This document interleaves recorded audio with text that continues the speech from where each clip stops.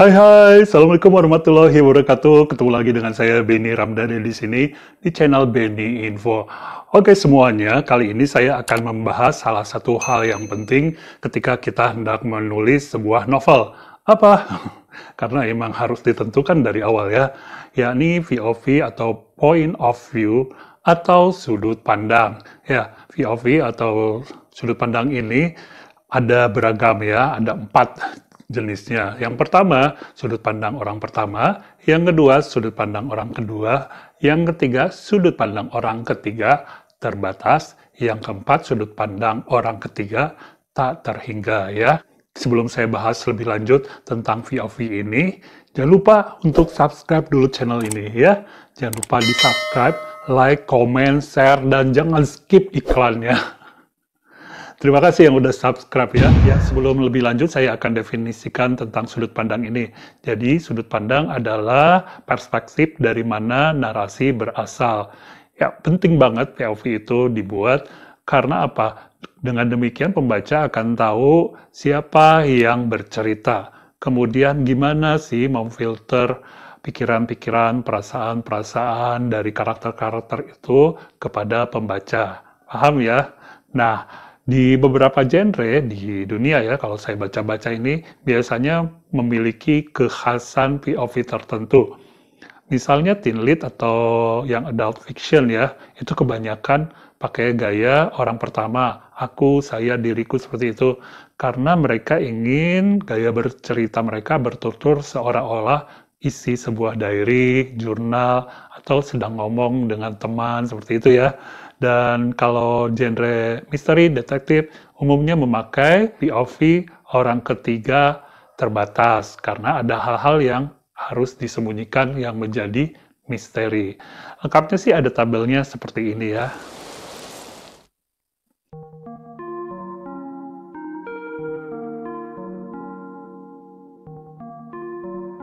Pertanyaan yang sering dilontarkan, apakah kita bisa menggunakan berbagai POV di dalam satu novel?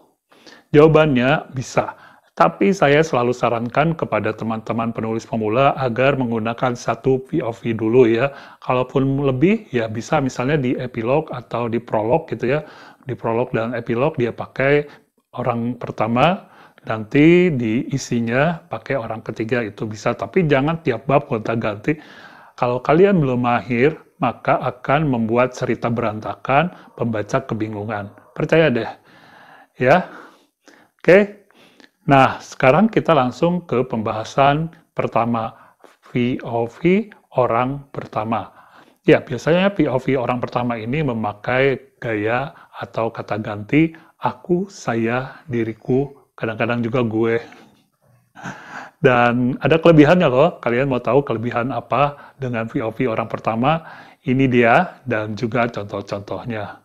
Selamat menyimak. POV orang pertama memiliki beberapa keunggulan. Salah satunya adalah cepat membangun hubungan dengan pembaca.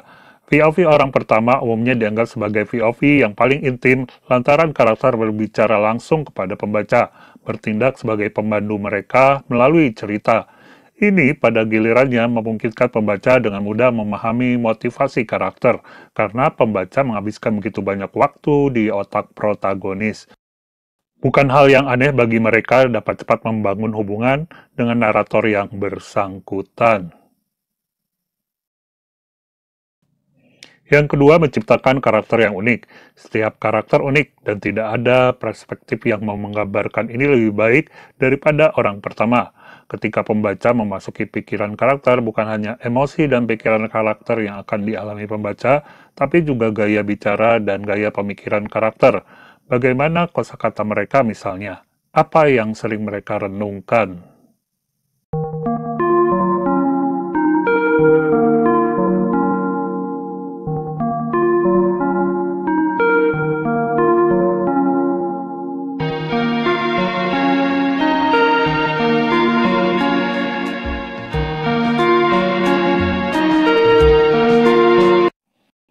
Oke, sekarang kita ada di nomor 2, menggunakan POV orang kedua. Ini adalah POV yang jarang ditulis, dan kata gantinya biasanya adalah kamu, engkau, dirimu ya. Kalau saya sih seringnya biasanya nih bacanya dalam bentuk puisi ya, atau prosa tapi yang bau puisi-puisi gitu. Kalau yang fiksi, novel kayak gitu jarang malah ya, apalagi di Indonesia masih belum ada yang, atau mungkin saya juga yang kurang informasi ya, yang menggunakan VOV orang kedua ini. Kalau beberapa referensi di luar negeri sih ada ya. Oke, ini dia kelebihan dari VOV orang kedua dan juga contoh-contohnya yang bisa atau mungkin kalian akan coba ya. Silahkan coba-coba.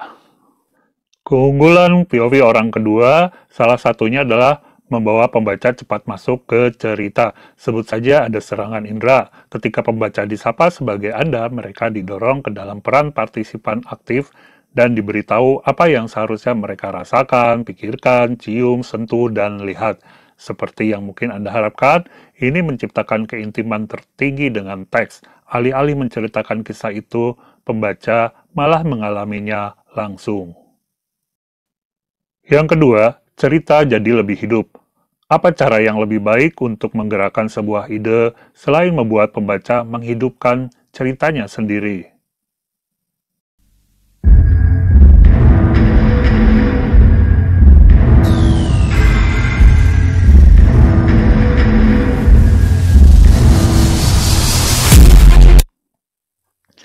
Ya, gimana dengan yang nomor 2 tadi cukup paham, sekarang kita ke nomor 3 ya.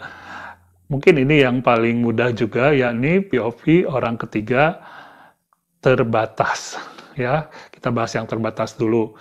Nah, ini biasanya kata gantinya adalah dia, ia, dirinya, dan tentu saja nama ya. Dan dia juga punya kelebihan tentu saja. Apa aja kelebihannya dan contoh-contohnya kita lihat di berikut ini. Keunggulan VOV orang ketiga terbatas. Salah satunya mudah membuat pembaca percaya, karena sudut pandang orang ketiga yang terbatas menempatkan pembaca dekat dengan otak karakter. Ia menikmati banyak keuntungan membangun kepercayaan yang sama seperti yang dilakukan VOV orang pertama, dan ini sering dimanfaatkan penulis untuk membuat plot twist. Yang kedua, mengatur pikiran karakter. Orang ketiga terbatas memiliki keuntungan mengendalikan sudut kamera dalam tanda kutip. Berbeda dengan sudut pandang orang pertama, orang ketiga terbatas tidak berkewajiban untuk terus berada langsung di dalam kepala karakter. Ada lebih banyak ruang untuk disesuaikan tergantung pada apa yang dituntut cerita pada saat tertentu.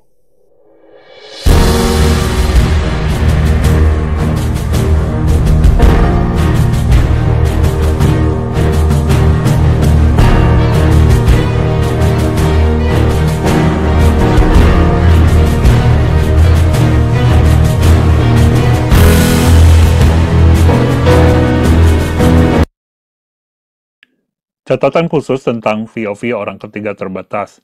Meskipun teknik ini lebih jarang terlihat, orang ketiga terbatas dapat memungkinkan narator sepenuhnya objektif.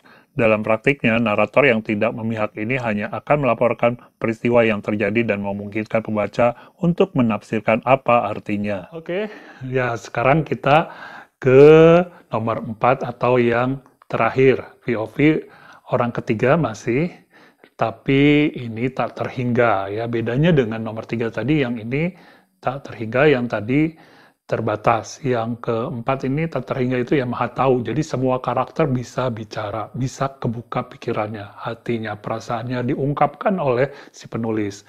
Nah, kalau kalian mau pakai VOV orang ketiga serba tahu, kita harus tahu dulu kelebihan biar kita bisa manfaatkan.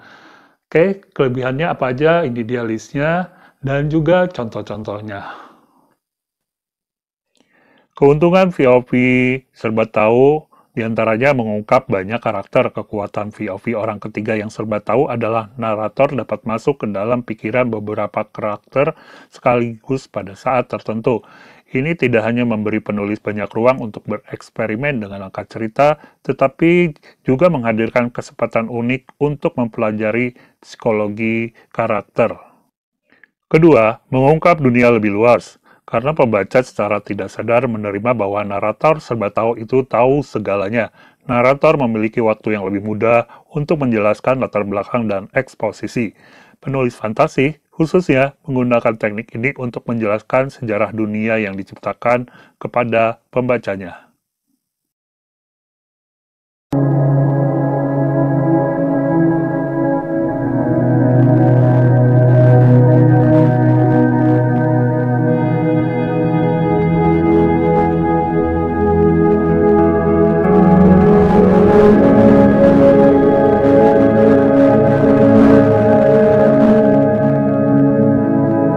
Ya, semuanya itu tadi video tentang VOV, dan mudah-mudahan materi kali ini menambah wawasan teman-teman semua yang lagi pengen ngebet jadi penulis top ya. Kalau udah top, jangan lupa kirim dong nomor bukti novelnya ke saya, biar nanti saya review.